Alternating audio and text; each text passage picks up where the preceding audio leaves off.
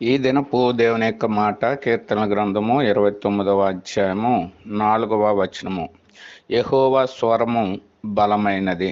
యెహోవా స్వరము, ఆయన స్వరము ఎవరి యొద్దకు వస్తుందో వారి యొక్క జీవితాలు ఆశీర్వాదకరంగా చేయబడేటువంటివిగా ఉంటాయి.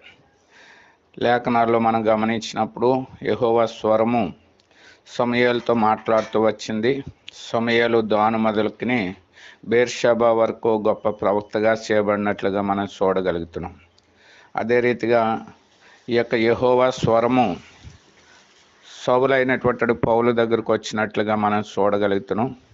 ఆ స్వరం ఎప్పుడైతే సౌలు యొద్దకు వచ్చిందో, దోషకుడుగా, హింసకుడుగా, హానికరుడుగా ఉన్నటువంటి సౌలు గొప్ప దేవుని యొక్క కుమారుడుగా చేయబడినట్లు, అపొస్తలుడుగా చేయబడినట్లు మనం చూడగలుగుతాం. కాబట్టి మనము కూడా ఆయన యొక్క స్వరము విని ఆయన యొక్క సంపూర్ణమైన ఆశీర్వాదం పొందుదాము గాక.